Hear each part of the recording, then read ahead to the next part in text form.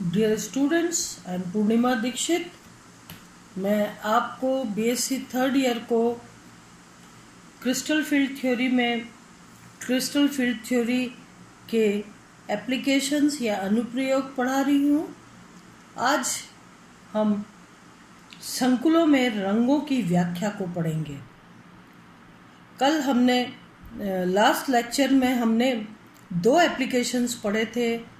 एक तो किस तरीके से सीएफटी के आधार पर संकुलों में ज्यामिति, दूसरा उनके चुंबकीय गुणों की व्याख्या करते हैं। आज संकुलों में रंगों की व्याख्या। आपने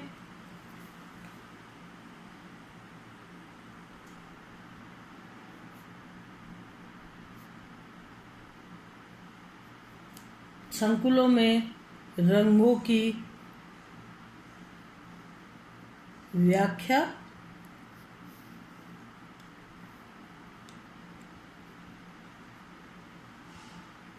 एक्सप्लेनेशन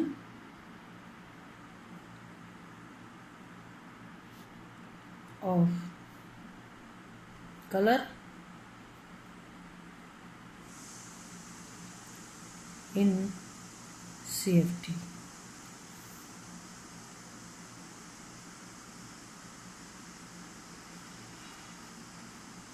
कॉम्प्लेक्स।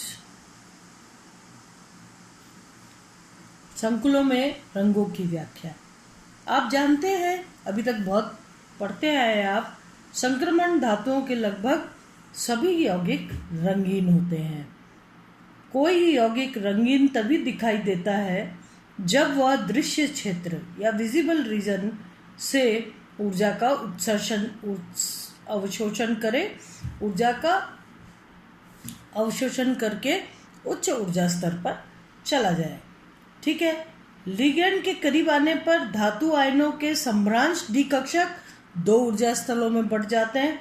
आपने पढ़ा है कि जैसे ही लिगैंड पास आते हैं, अष्टफलकीय संकुलों में अगर देखा जाए तो डी कक्षक दो ऊर्जा स्तरों में विभाजित हो जाते हैं या डिवाइड हो जाते हैं। उच्च ऊर्जा स्तर के ईजी कक्षक और निम्न ऊर्जा स्तर के 3 T2G कक्षक। तो इस तरीके से, और इनके मध्य जो ऊर्जा अंतर होता है वो डेल्टा O या क्रिस्टल फील्ड विभाजन ऊर्जा कहलाता है। डेल्टा O ऊर्जा जो है इसके बीच की विभाजन ऊर्जा कहलाती है। विभाजन ऊर्जा को डेल्टा O से प्रेजेंट करते हैं। यहाँ पर O जो है वो ऑक्टाहेड्रल के लिए है। तो इस तरीके से जो लिगैंड के करीब आने पर धातु आयन के सम्भ्रांश डी कक्षक 2 ऊर्जा स्तरों में बढ़ जाते हैं तथा इनका ऊर्जा अंतर डेल्टा O के मान डेल्टा O द्वारा प्रदर्शित किया जाता है।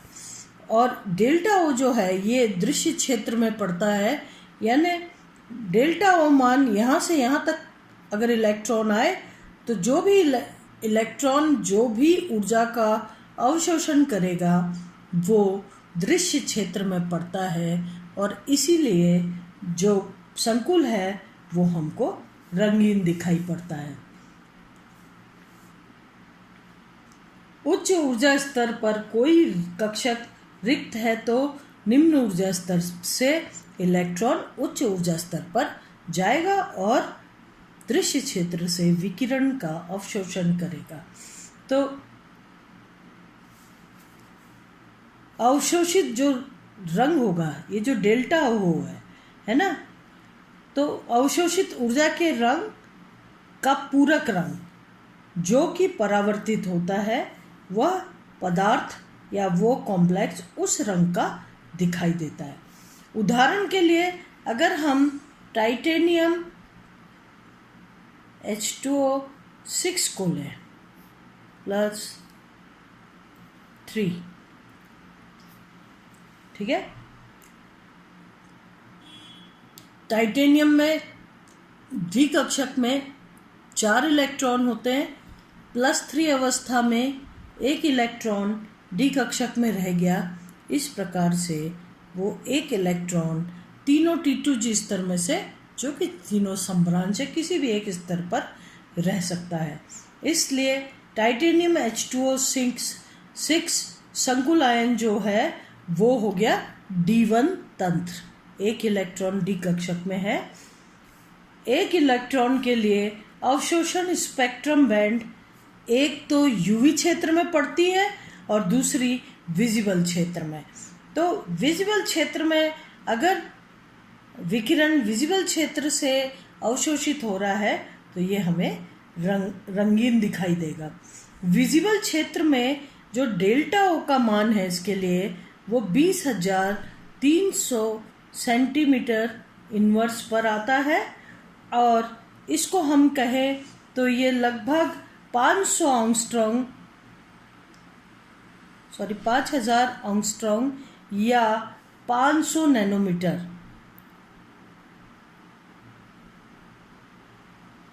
के तरंग दैर्घ्य के विकिरण अवशोषित करता है। ठीक है, टाइटेनियम H2O6 जो कि D1 सिस्टम है, एक इलेक्ट्रॉन D कक्षक में T2G कक्षक में उपस्थित है। अगर डेल्टा O का मान देखें या अवशोषण स्पेक्ट्रम को देखें तो टाइटेनियम H2O6 3+ के लिए जो डेल्टा O का मान है 20,300 सेंटीमीटर इनवर्स यानी कि 5,000 एंगस्ट्रॉम या 500 नैनोमीटर इस फ्रीक्वेंसी के ये जो विकिरण है उसको ये इलेक्ट्रॉन एब्जॉर्ब करके अवशोषित करके उच्च ऊर्जा स्तर पर चला जाता है। तो विजिबल क्षेत्र में 2,300 सेंटीमीटर इनवर्स पर जो है वो पीक प्राप्त होती है या अवशोषण स्पेक्ट्रम प्राप्त होता है, अर्थात यह इलेक्ट्रॉन दृश्य क्षेत्र के 500 नैनोमीटर तरंग दैर्घ्य की ऊर्जा का अवशोषण कर उच्च ईजी कक्षक में चला जाता है और बचे हुए जो तरंग दैर्घ्य के विकिरण परावर्तित होकर इसका रंग उत्पन्न करते हैं वो हरे रंग के विकिरणों के अवशोषण होता है और इसीलिए ये लोहित या पर्पल रंग का दिखाई देता है।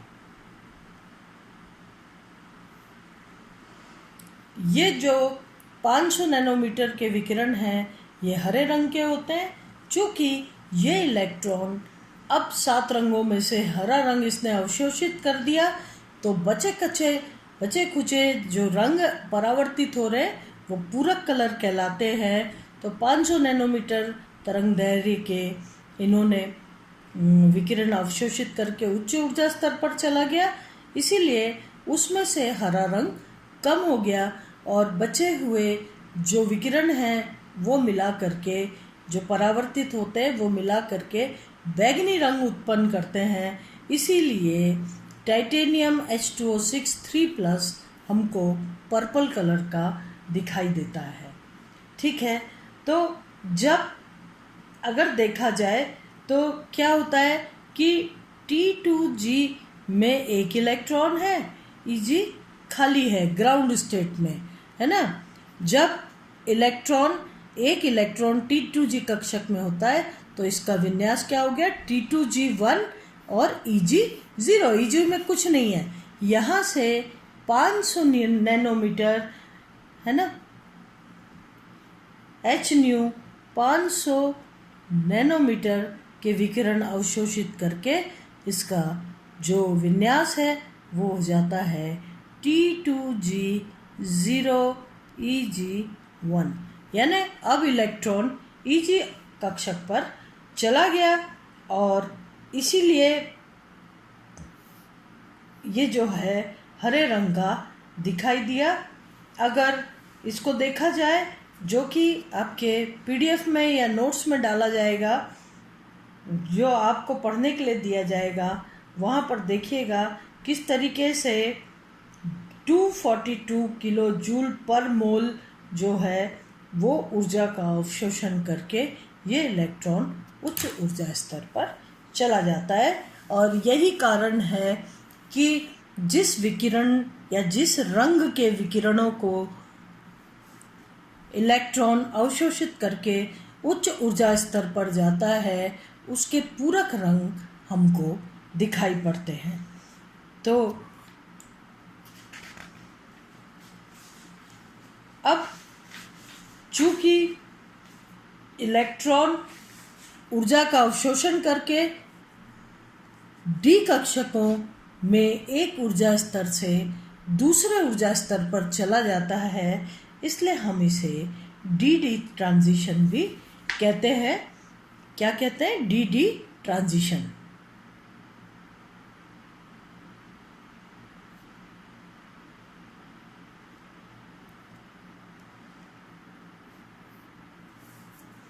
जब कोई धातु आयन के पास लिगेंड आता है तो धातु आयन के समरांश डी कक्षक विभिन्न ऊर्जा स्तरों में विभाजित हो जाते हैं।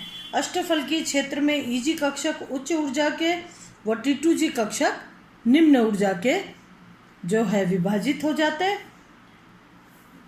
और T2G कक्षक जो है ये जो डेल्टा O का मान है, डेल्टा का जो भी मान है विभाजन ऊर्जा का, वो दृश्य क्षेत्र में पड़ता है। इसीलिए इलेक्ट्रॉन जब निम्न ऊर्जा स्तर से विकिरणों का अवशोषण करके उच्च ऊर्जा स्तर पर चले जाते हैं, तो चूंकि वो जो भी विकिरण अवशोषित करेंगे वो दृश्य क्षेत्र में पड़ता है, और इसीलिए उस खास रंग का अवशोषण करने के पश्चात जो पूरक रंग होता है वो हमें दिखाई पड़ता है।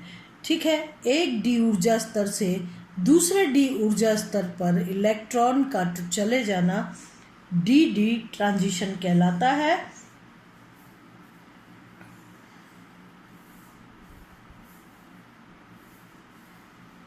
इस प्रकार से संक्रमण डी डी संक्रमण कहलाते हैं। यदि लिगेंड समान हो तथा ज्यामिति भी वही हो तो समान संख्या के अयुग्मित इलेक्ट्रॉन वाले संकुल करीब करीब समान रंग के होते हैं। ठीक है, लिगेंड भी वही हो और ज्यामिति भी वही हो तो करीब करीब समान इलेक्ट्रॉन वाले संकुल जो है, अयुग्मित इलेक्ट्रॉन वाले संकुल समान रंग के होते हैं। D0 तथा D10 आयन वाले संकुलों में डी संक्रमण न हो सकने के कारण अधिकतर रंगहीन होते हैं। जो भी D0 सिस्टम या D10 सिस्टम में चूंकि ये पूरे भरे होते हैं, सभी डी कक्षक इसमें पूरे खाली होते हैं, कोई डी संक्रमण नहीं होता और इसीलिए ये रंगहीन दिखाई देते हैं। दूसरा है, ये तो हो गया डी संक्रमण, चार्ज ट्रांसफर स्पेक्ट्रा या आवेश स्थानांतरण स्पेक्ट्रा।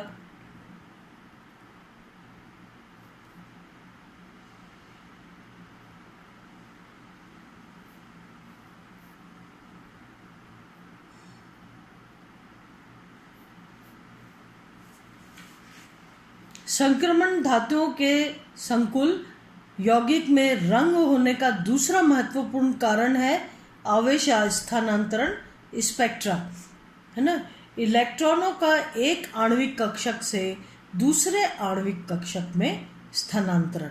देखिए यहाँ पर डी ट्रांजिशन में जो है एक डी ऊर्जा स्तर से दूसरे डी ऊर्जा स्तर में संक्रमण था, जबकि आवेश स्थानांतरण स्पेक्ट्रा में एक आणविक कक्षक से दूसरे आणविक कक्षक में स्थानांतरण हो रहा है।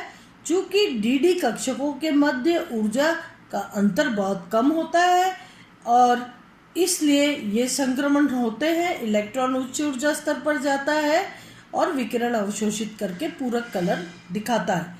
आवेश स्थानांतरण स्पेक्ट्रा में चूंकि एक आणविक कक्षक से दूसरे आणविक कक्षक में इलेक्ट्रॉन्स जाते हैं और इसलिए उनको अधिक ऊर्जा की आवश्यकता होती है, इसलिए ये जो स्पेक्ट्रा होते हैं, ये जो संकुल होते हैं, वो गाढ़े रंग के होते हैं। ठीक है, ऐसे यौगिक जिनमें अयुग्मित इलेक्ट्रॉन की संख्या 0 होती है, उदाहरण MnO4 माइनस CrO7 Cr2O7, आप जानते हैं MnO4 परमैग्नेट ion, CrO7 chromate ion ये जो आयन है कि रंग क्रमशः गुलाबी व नारंगी पीला होता है। ये तो डार्क गुलाबी रंग के होते हैं, गाढ़े, और ये चमकदार नारंगी रंग के होते हैं।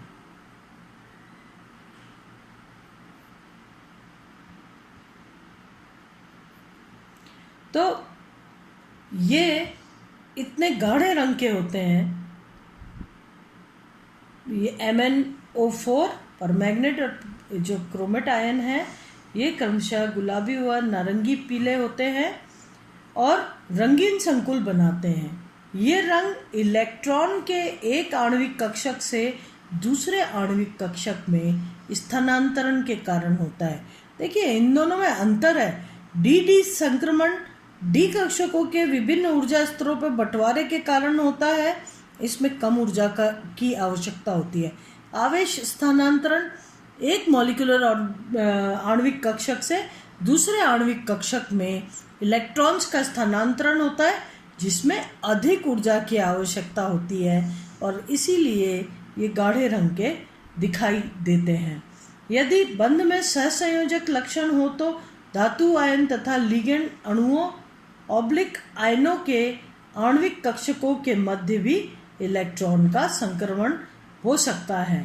इन संकुलों में इलेक्ट्रॉन के स्थानांतरण हो रहा है, अतः ये आवेश स्थानांतरण स्पेक्ट्रा कहलाते हैं। इन स्थानांतरण में कम ऊर्जा उपयोग होने के कारण इन्हें भी कम ऊर्जा मतलब दृश्य क्षेत्र की ऊर्जा में से ये विकिरण अवशोषित होकर के और आवेश स्थानांतरण स्पेक्ट्रा बताते हैं। और चूंकि ये भी दृश्य क्षेत्र से ऊर्जा का अवशोषण करते हैं, इसीलिए ये रंगीन दिखाई देते हैं, है ना। तो इलेक्ट्रॉन दृश्य क्षेत्र से ही ऊर्जा का अवशोषण करते हैं। अधिक धनावेशित धातु आयन जैसे वेनेडियम +5, क्रोमियम +6, मैग्नीज +7, जिनका विन्यास D0 है, आवेश स्थानांतरण द्वारा गहरे रंग देते हैं। जैसे कि आप जानते हैं कि वेनेडियम +5, क्रोमियम +6 और मैग्नीज +7 जो है, ये इनका जो विन्यास है वो क्या है? D0 विन्यास है। D0 विन्यास है तो इलेक्ट्रॉन का कैसे ट्रांजिशन होता है? इलेक्ट्रॉन का ट्रांजिशन नहीं होता है, सीधा सीधा चार्ज यानी आवेश का ही स्थानांतरण हो जाता है और एक आणविक कक्षक से दूसरे आणविक कक्षक में जो है अधिक धनावेशित धातु आयन जो इनका विन्यास D0 है और आवेश स्थानांतरण द्वारा गहरे रंग देते हैं। इसीलिए वेनेडियम चमकदार नारंगी पीला, क्रोमियम जो है वो नारंगी रंग और मैग्नीज जो है गाढ़ा गुलाबी परमैग्नेट आयन जो होता है, आपने देखा होगा पोटेशियम परमैग्नेट लैब में, जो कि गाढ़ा गुलाबी रंग का होता है। ठीक है, अब इसके अलावा अब CFT के दोष पढ़ेंगे हम, क्या उसकी सीमाएं थी। CFT धातु आयन के मध्य पूर्णतः स्थिर विद्युत आकर्षण बल या आयनिक बंध का होना बताता है, जबकि इलेक्ट्रॉन स्पिन रेजोनेंस स्पेक्ट्रा द्वारा धातु आयन व लिगेंड के मध्य मेटल लिगेंड बंध लगभग 70% आयनिक और 30% सहसंयोजक बंध की प्रवृत्ति का होना बताते हैं। क्रिस्टल फील्ड थ्योरी ने यह कहा कि धातु आयन और लिगेंड के मध्य जो कुछ भी आकर्षण बल है वो स्थिर विद्युत आकर्षण है और इलेक्ट्रोस्टैटिक फोर्स ऑफ अट्रैक्शन है, जबकि ESR से पता चलता है कि हर संकुल में कुछ % आयनिक गुण और कुछ % सहसंयोजक गुण होते हैं। क्रिस्टल क्षेत्र सिद्धांत धातु के D कक्षकों के अतिरिक्त sp कक्षकों तथा लिगेंड के कक्षकों को भी कोई महत्व नहीं देता और बंधों के सामर्थ्य के बारे में कोई जानकारी नहीं देता। स्पेक्ट्रो रसायन श्रेणी में लिगेंडों के क्रम में कोई व्याख्या नहीं देता। उदाहरण H2O की तुलना में OH- दुर्बल क्यों है, इस प्रकार की कोई व्याख्या यहाँ नहीं मिलती। ये सभी क्रिस्टल फील्ड सिद्धांत की सीमाएं हैं। अब नेक्स्ट लेक्चर में हम अगला चैप्टर पढ़ेंगे। मैं डॉक्टर पूर्णिमा दीक्षित, CFT आपको पढ़ा रही थी। BSc थर्ड ईयर के सेकेंड यूनिट यहाँ पर समाप्त होती है और आगे हम अगला चैप्टर पढ़ेंगे। धन्यवाद।